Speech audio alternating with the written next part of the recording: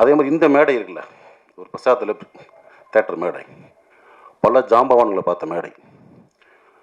தென்னிந்தியாவில் இருந்து மட்டும் இல்லை, இந்தியா முழுவதும் வந்து இந்த மேடையில் அமர்ந்து பேசிட்டு போயிருக்காங்க.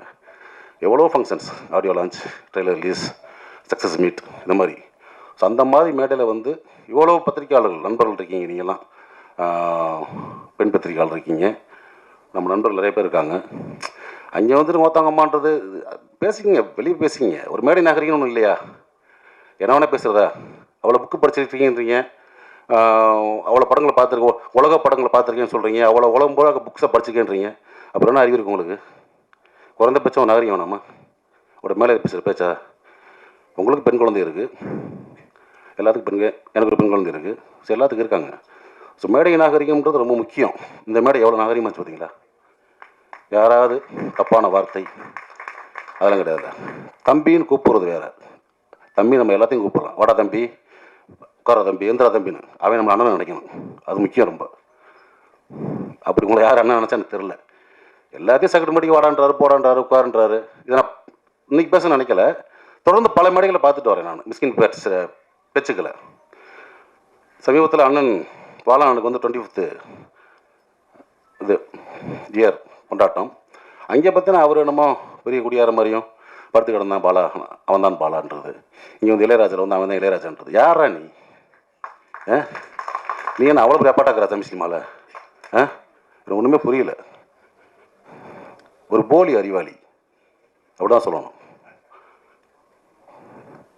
அதாவது அன்னைக்கு மேடையில் உட்காந்தவங்களாம் மிக திறமையான அற்புதமான நம்ம மண் சார்ந்த கதைகளை மட்டும் எடுத்து படம் பண்ணுற இயக்குநர்கள். அமீரன் ஆகட்டும், வெற்றிமாறன் சார் ஆகட்டும், ரஞ்சித் சார் ஆகட்டும். படங்களுக்கு வியாபாரிகிட்ட வந்து பர்கர் வியாபாரி உட்காரச்ச மாதிரி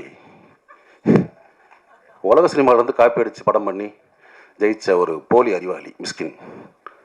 எதுக்கு இந்த மாதிரி ரொம்ப அநாகரிகமாக ஒரு மேடையில் வந்து ஒரு ஆணுறுப்பெல்லாம் சொல்லி பேசி ரொம்ப மனசு கஷ்டமாக இருந்துச்சு. ஏன்னா தமிழ் சினிமா இயக்குநர்களை நான் வந்து பெரிதும் மதிக்கக்கூடிய ஒரு கலைஞன். நான் எப்பயுமே ஒரு ஷூட்டிங் ஸ்பாட்டுக்கு போனாலும் சரி, இயக்குனர் என்ன சொல்கிறதோ அதை நான் வந்து அப்படியே கேட்டு நடிப்பேன். ஒரு பிளாங்க் பேப்பர் மாதிரி போவேன், ஒரு களிமண் மாதிரி போவேன். என்னை எப்படி வேணால் வடிக்கலாம், எப்படி வேணால் எழுதலாம், எதையுமே நான் பண்ண மாட்டேன். என்ன என் கூட ஒர்க் பண்ண உங்களுக்கு தெரியும்.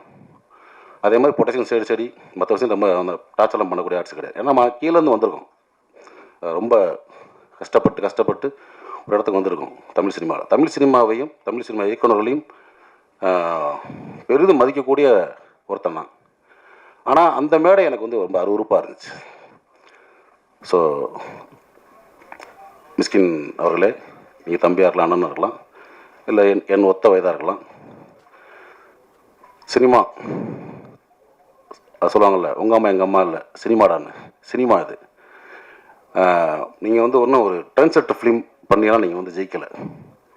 குத்தாட்ட பாடல்கள், ரொம்ப சாதாரண கதையில் எடுத்தான்னு ஜெயிச்சிருக்கீங்க. நீங்கள் சுசீந்திரன் மாதிரி ஒரு மண் சார்ந்த வெண்ணிலா கபடிகள் எடுத்தோ, அமீரண்ண மாதிரி ஒரு பருத்திவரன் எடுத்தோ, ரஞ்சித் சார் மாதிரி ஒரு மெட்ராஸ் படம் எடுத்தோ, பாலான மாதிரி சேது படம் எடுத்தோ, பாலாசித்தல் மாதிரி ஒரு காதல் படம் எடுத்தோ, ஒரு கிழங்கு மாதிரி தோண்டி எடுத்து நீங்கள் படம் பண்ணல. வெளிநாட்டு படங்களுடைய முகத்தில் அதனுடைய ஷார்ட்ஸை காப்பி பண்ணி, சீன்ஸை காப்பி பண்ணி ஜெயிச்ச ஆள்.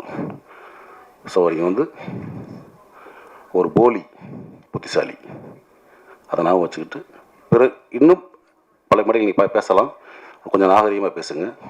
ஏன்னா நீங்கள் உட்காந்துருக்க மேடைகளில் பெரும் கலைஞர்கள் உட்காந்துருப்பாங்க.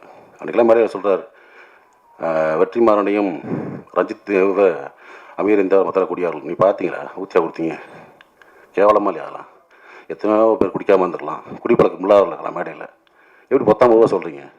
ஏற்கனவே சினிமாக்காரனை கிளுகிளுன்னு தான் இருக்குது, பார்க்குற பார்வை வேறு மாதிரி இருக்குது. இந்த மாதிரி நம்மளே தாழ்த்தி நம்மளே வெளியே அசிங்கப்படுவான்னு நினைக்கிறேன். இது வந்து என்னுடைய மனக்குமுறல். ஏன்னா இப்போயும் சொல்கிறேன், தமிழ் சினிமா இயக்குநர்களை பெரிதும் மதிக்கக்கூடிய வணங்கக்கூடிய ஒருத்தன் நான். ஸோ அந்த மாதிரி இப்போ இருக்க ஒரு இயக்குநர்கள் இந்த மாதிரி சும்மா போகிற போக்கில் அது இதுன்னு பேசுகிறது வந்து அனுமதிக்கக்கூடாதுன்னு நினைக்கிறேன். ஸோ அதை நான் வந்து இங்கே பதிவு பண்ண நினச்சேன். அதுக்கு வந்து என்னுடைய கண்டனங்களை கண்டிப்பாக தெரிவிச்சுக்கிறேன். ஓகே.